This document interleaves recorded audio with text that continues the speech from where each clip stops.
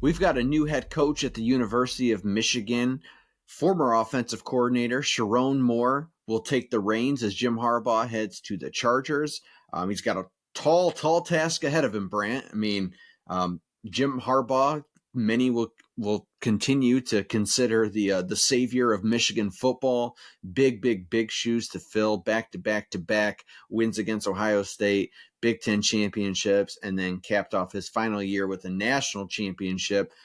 Sherrone Moore always seemed like the guy. He seemed like that was a shoe-in. It was, we saw him when he had to take over the team in just a moment's notice, like literally 90 minutes before kickoff against Penn State. He did it.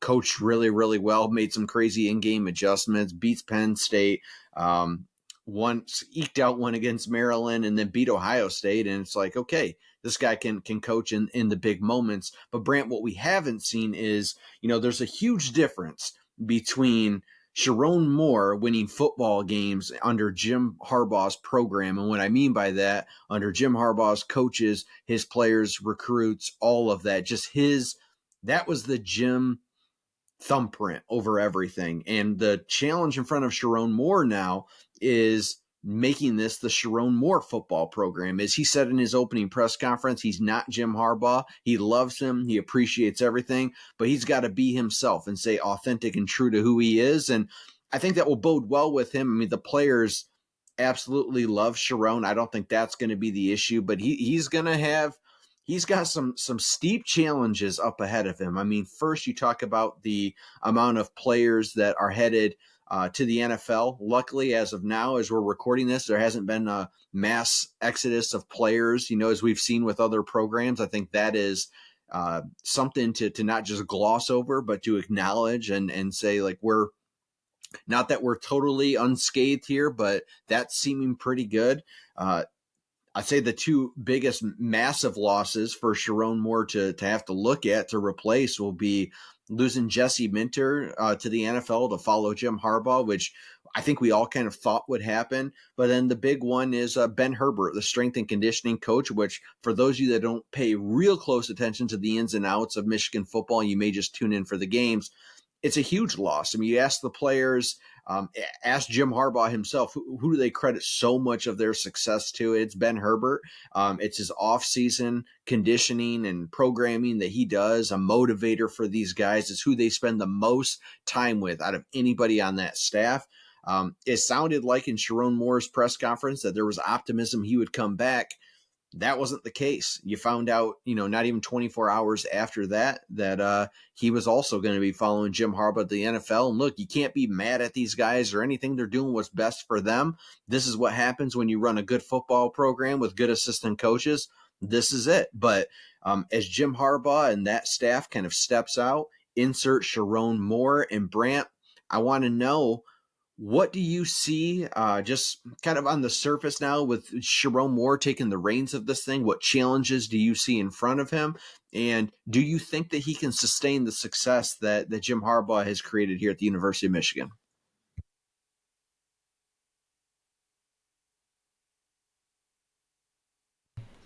Quick answer for sustaining success, no. I mean, it's not going to be at the level of national championship,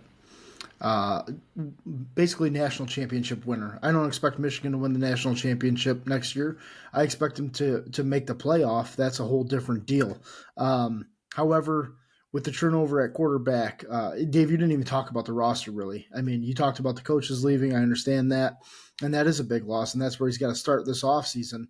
However, the roster turnover is going to be intense, especially on the offensive side of the ball. Blake Corum and J.J. McCarthy both walk out of the door.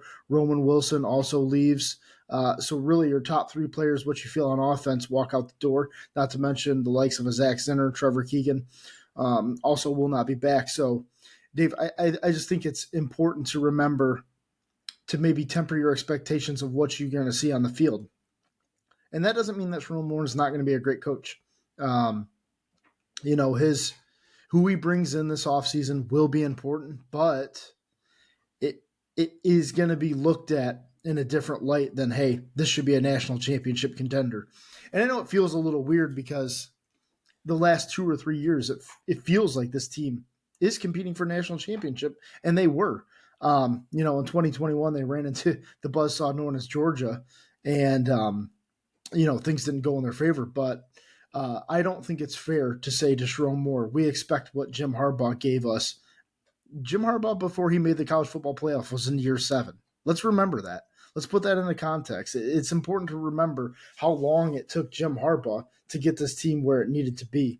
And he had to change a little bit about himself, and I think we should expect Sherrone Moore to have to face some challenges and to probably shape who he is as a coach, as helping in the play calls. He's an offensive guy, right? But I think one important thing is as Ben Herbert walks out the door, and Dave, you touched on how important he is to the program. His assistant steps into that position, and so it's somebody in house. And I think as far as strength and conditioning goes, in house, right there in that spot is going to be vital. I think that's very important that you get a guy that learned from Ben Herbert to fill that role. Because it's not anything that you have to do yourself. It's kind of just taking the blueprint Ben Herbert laid out and said, hey, man, this is what I did. I think you should run the same kind of program. It's pretty much known as the best in the country. So I don't think there's too much a mixing up the sauce that's in the recipe there. I think that's pretty much going to stay the same. And the offensive defensive coordinators, he's searching right now. He's going to figure it out.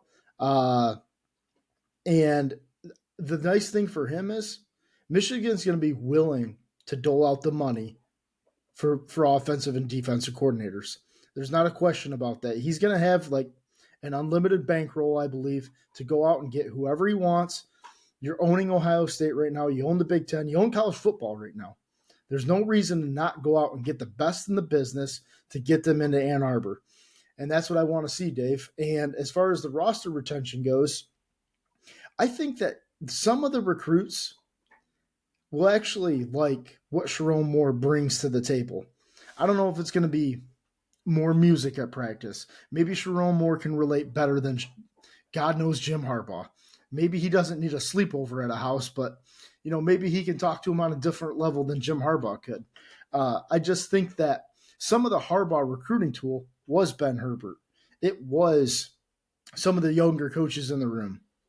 Maybe Sherrone Moore is that younger coach that doesn't exactly need to have all the assistants around him to bring in the roster talent. So, and I especially think that transfers in this day and age, Dave, they're everything pretty much. I mean, yeah, you're going to still want to grow. Your pipeline is still going to be through recruiting and doing that. But the transfers, and I think Sherrone Moore can absolutely land some big time transfers. So, I think the program is in great condition. I think that Sherrone Moore is just going to take that next step, although it may be a step back. I hope we take a step backwards next year to take 2 the year after that. I think that Michigan right off of that because I completely agree. Before I get into what I was going to say, do me a huge favor. If you're listening with us on YouTube right now, hit that subscribe button, jump in the comments. Let us know what you think here about this Sherrone Moore hire. I think what I would say to Michigan fans is preach patience. And I think it is way easier to be patient in January and to say, like, look, I mean, Brant, the fact of the matter is, if Jim Harbaugh was here next year, I would have tempered my expectations for next year because of who left from the roster. Okay. Like it was, I don't want to call it a down year, but yeah, it's going to be a down year from just winning a national championship. And I think what Sherrone Moore, what's going to be a challenge is look at the last 3 years of the Jim Harbaugh era. It was like they 11-1 season. They beat Ohio State. They made it to the college football playoff after winning a Big Ten championship. And then they weren't ready for Georgia. Then the year after that, right last year, they go undefeated. They whoop Ohio State in Columbus, win a Big Ten championship, fell flat against TCU. We knew how that ended, but back in the college football playoff. Well, and I'm trying to lay out the ascension of the program here. So up, another undefeated season this year that capped off in, well, the thing that only one team in all of college football wins, which is a national championship. And so, yeah, it is of course we're going to have to come down a little bit. We are at the absolute top right now, and it's no slight to Sherrone Moore. I think most Michigan fans realize and understand that. I think the challenge, though, is what I was starting to say. It's way easier to be patient and understanding of all of these things in January. But Brant, you know as well as I know, come kickoff against Fresno State and week 2 comes and you're hosting Texas in the Big House. People don't care. Michigan comes out, falls flat on their face against Texas. Like, we don't care about the quarterback situation or who Sherrone brought in. It's like, well, here we go. People will be questioning Sherrone Moore. And I could be exaggerating a bit. I think some people will give him a little grace, but I'm just preparing people for, yeah, it's just going to be a little bit of a slide from last year. My expectation is to still make the college football playoff. I think that's like the goal right now as I'm heading into the season. It's like, look, you expand this thing to 12 teams. The standard at Michigan has got to be to make that thing every year. But they could be flirting with the outside of that 12-team playoff, like very realistically. And I'm very curious to see who Sherrone Moore surrounds himself with, right? Like, we know the in-house hires, Ben Herbert's assistant, we know he brought him in. We still don't know who the offensive coordinator is going to be. Sherrone said basically he's not planning to call the plays again, which I think is a good thing for a first-year head coach. And it's just, I was happy to hear that. But who's he going to bring in? How do you replace a Jesse Minter? Are these guys already on staff? Like, we hear rumors about Mike Hart leaving. I know he was one. People are like, well, he could step into the OC role. He's never done that job before. We know he's interviewed for head coaching jobs at MAC schools. Like, he could leave as well. Is Mike Elston or Steve Clinkscale, these guys on defense, like, are they ready to step into the defensive coordinator role? I mean, I don't know. We don't know that. We're not in-house. I think one of Jim Harbaugh's, the savior of Michigan football, was when he went back to the drawing board and wiped house and started over with a brand new vision, a brand new staff, and all of that. The blueprint's been laid out for you, and that's the one thing Sherrone Moore's going to benefit from. I think it's the one thing that helps when you bring in somebody who is in-house, who's been around, who knows the culture, who knows the language, who knows the goals, who there's just not that period of bringing in a Rich Rod or a Brady Hoke. And I'm sorry, I hate to even bring those names up. I know it like hurts Michigan fans to even hear those names come up again after what we've experienced under Harbaugh these last 3 years, but it's not Jim Harbaugh in the first 7 years inheriting a program in shambles. It's the opposite of that, which is inheriting a program that is at the top of college football, but lost a ton of players. So I'll let you weigh in, Brant. Go ahead. I just think that Sherrone Moore, I'm a huge fan of the hire. There's nobody else that I wanted to be the head coach at Michigan. I should say that. Am I nervous? You better believe it. We went through some dark years as Michigan football fans. I know he can get the job done. Will he? Time will tell. I am watching very, very closely to see who he surrounds himself with. Recruiting wise, and then I promise I'll stop talking, Brant. I'll let you weigh in before we shift.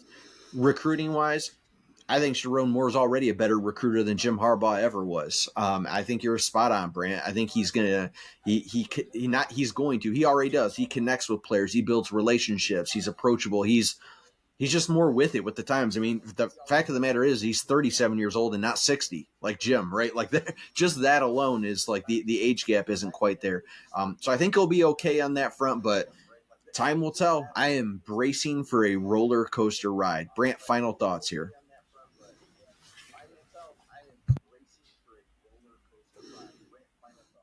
Yeah, absolutely, Dave. I mean, that's a great point, and you know, I think the thing to mostly remember for next year is Jim Harbaugh did himself a lot of good, even in the earlier years when you weren't winning big games necessarily.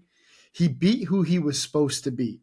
And I think that is something to take into next year. And Dave, we'll talk about this in August and September and stuff like that. Is a lot of Michigan fans are going to give him grace on a Texas loss, maybe even an Oregon loss, Ohio State. Like, you know, to Michigan fans, it matters what number is next to your name.